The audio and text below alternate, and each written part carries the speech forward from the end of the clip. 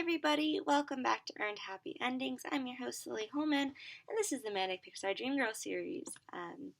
So it's going to be our kind of third big section that we're going to embark on today. So in my thesis, these were actually chapters, but the way this has been panning out, the chapters are more each film. So they're kind of, what were sub-chapters in my thesis are now chapters in the real life.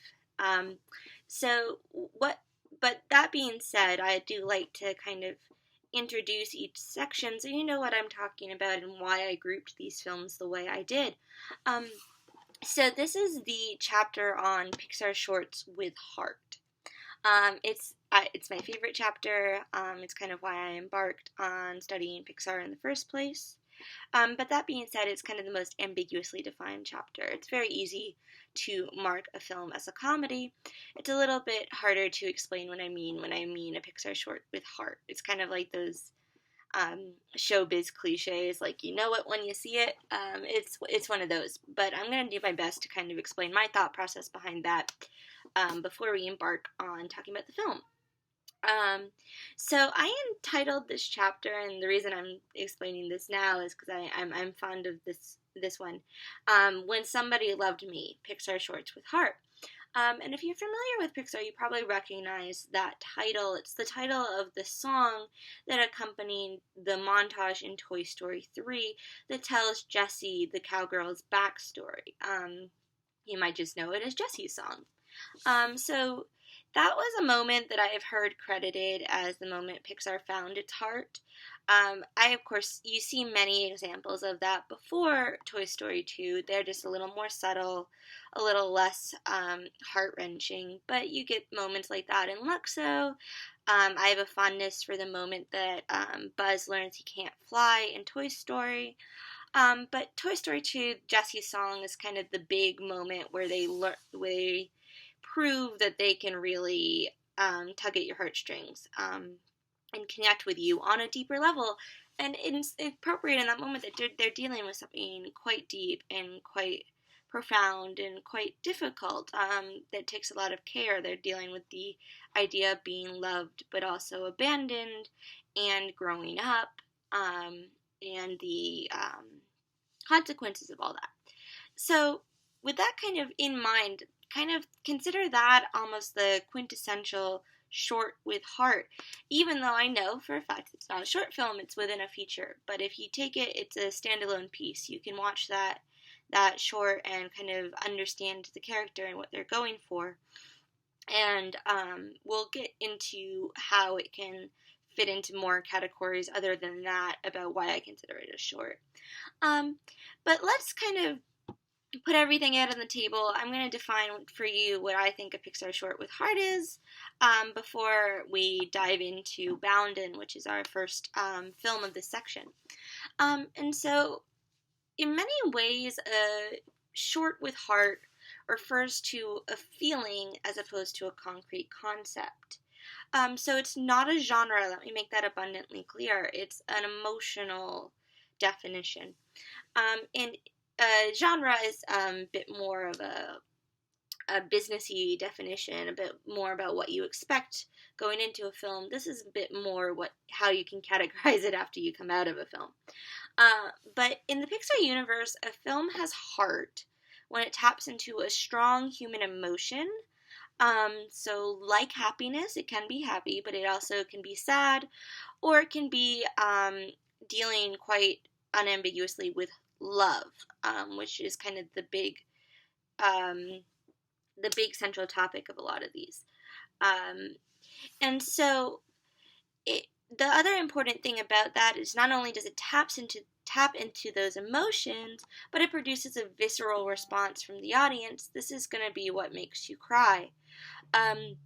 So it is in these moments that they engage with an audience on a deeper level, and it causes a genuine feeling within us, and they teach us life lessons. This is where we get the moral lessons out of Pixar films, where they strive to tell us and teach us something a lot bigger.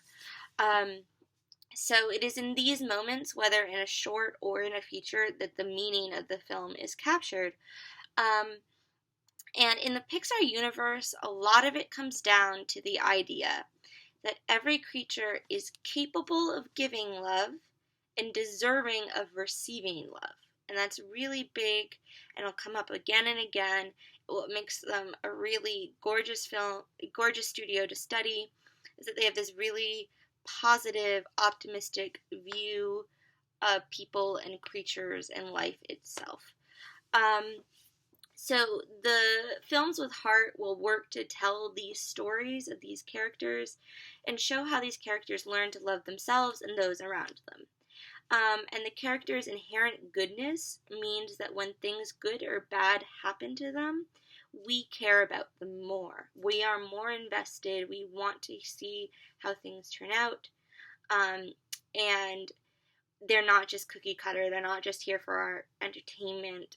We have an active relationship with them. And the challenge for the short film specifically is to achieve this level of attachment in less than 5 minutes. But what we're going to see is that they do this quite effectively, and in some ways better than longer pieces. So let's talk more specifically about the films we're going to cover. Then we're going to take a break and dive into Boundin'.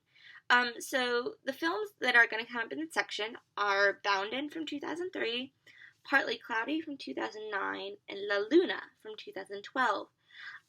And they contained 3 different messages of teaching these good lessons.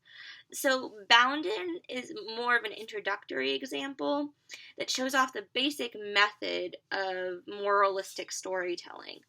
But it has a key flaw that we're going to talk about a lot.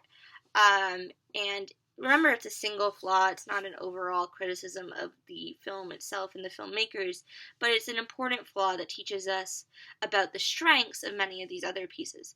And that's going to deal with dialogue. And then we're going to talk about Partly Cloudy and Luna, which are both slightly more sophisticated, but in different ways. Partly Cloudy achieves its emotional goals through masterful character development. And that is, by the way, my favorite short film of this entire project.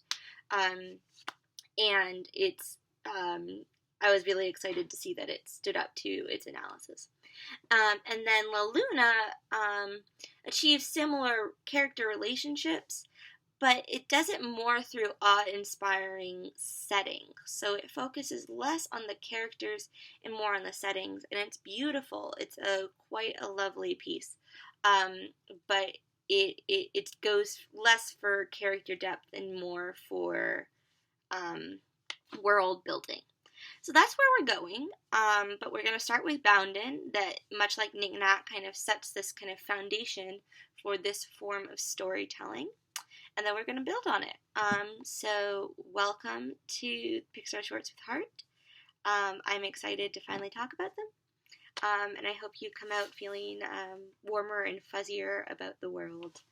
And yeah, alright, I'll see you next film, or next whatever you call these, clip, video blogs, short clips of me talking to you. I'm going to sign off now. Just stick with me.